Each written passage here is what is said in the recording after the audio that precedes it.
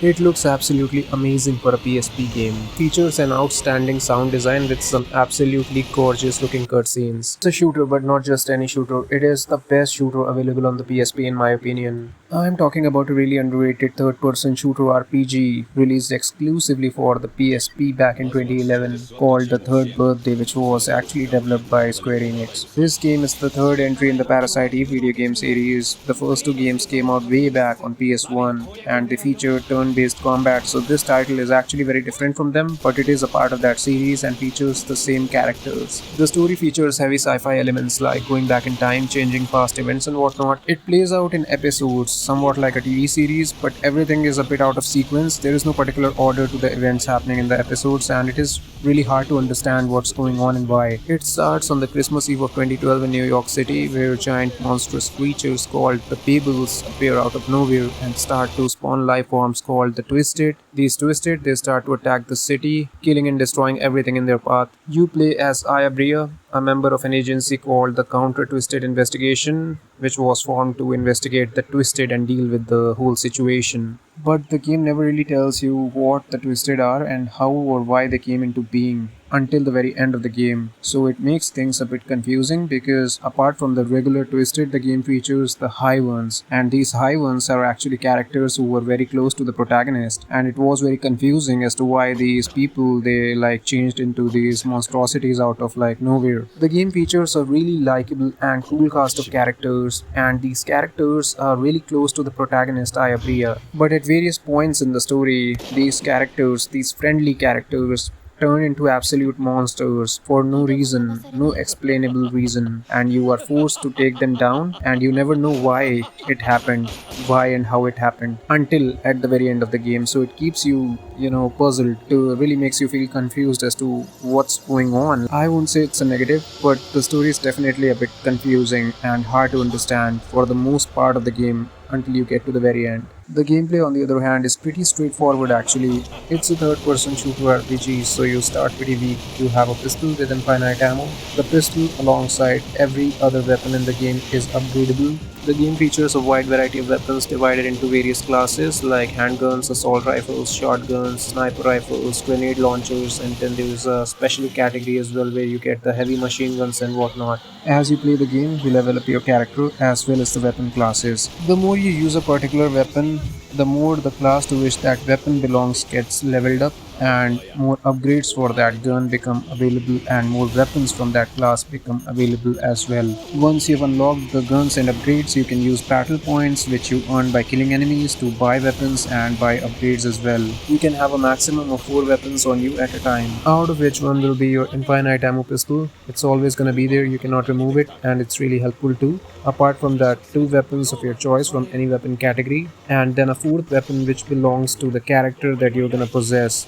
You heard it absolutely right. I did say possess. The game features a mechanic called Overdive, which is basically possession, and is actually the highlight of the game, something which makes it truly unique. So let me try and explain this to you. Our protagonist Aya Brea, she has this ability of leaving her body, like having an out-of-body experience where her soul leaves her body and is able to possess the bodies of others, and is also able to travel back in time using a machine called the Overdive machine. And CTI, the Counter Twisted Investigation Agency, is using her ability in order to go back in time and study the Twisted and try and change the events that happened in the past, and try to deal with the whole situation. How it works is something like this. Aya Brea, the protagonist, she lays down in this Overdive machine. Her soul leaves her body, travels back in time to a particular place at a particular incident that happened involving the Twisted. Her soul lands in the body of one of the people present at that event or incident, and she's basically able to possess that body and fight alongside the military guys who show up to deal with the Twisted. She's basically able to turn the tides of all these battles because of her Overdive ability. Just by pressing triangle, you can jump from one soldier to the other. As long as you have NPCs on the battlefield, you can always jump into another soldier. This gives the game a really cool tactical element because if you've taken too much damage while possessing one body, you can always jump to the other one. But you do have to keep an eye on the battlefield that there should be NPCs to jump into. So yeah, it is a really cool feature and it's something really special. It really makes the whole experience memorable. Another really cool thing is that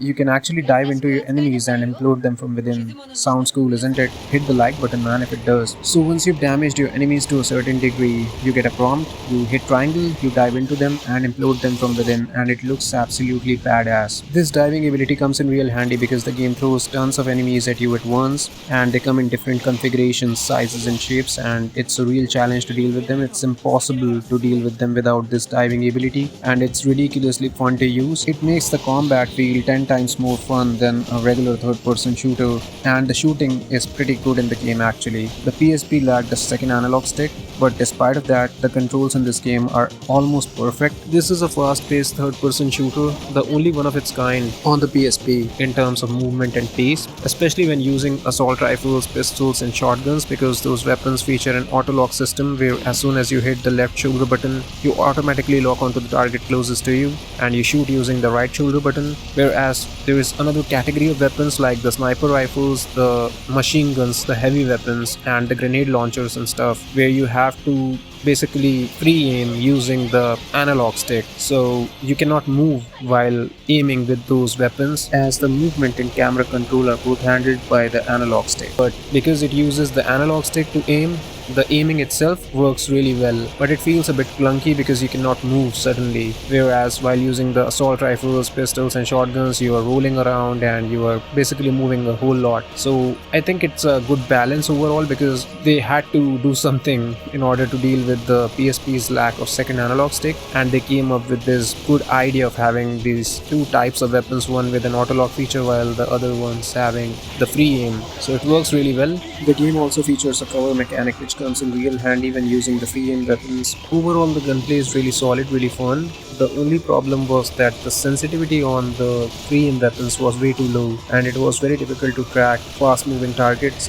and the game features some really fast ones actually. In order to compensate for that, the game gives you the ability to quickly move the camera using the D-pad, but it is clunky, and more clunky than it sounds, trust me. Though this problem is actually not a major one and is only tied to the free aim weapons, and those weapons are really powerful. It's just that it's very difficult to track fast moving targets using them. So you can actually take cover in order to counter this, or you can fall back to the lock-on weapons. Apart from the guns, the game also gives you grenades to play with, and then it also has some really cool features like a rage mode. It is a meter which fills up as you keep damaging enemies, and once it is full, you can hit both the circle and triangle button together to activate the rage mode, which is actually called the liberation mode in the game, where you get a movement boost, you get a second pistol in your hand, and with two pistols you can do some serious damage to get a damage boost. It lasts for a while and the screen kind of turns red, and it looks really cool, and it is really helpful in dealing with bosses. Looks amazing. Then there is this link feature where you have to just lock onto an enemy and not shoot,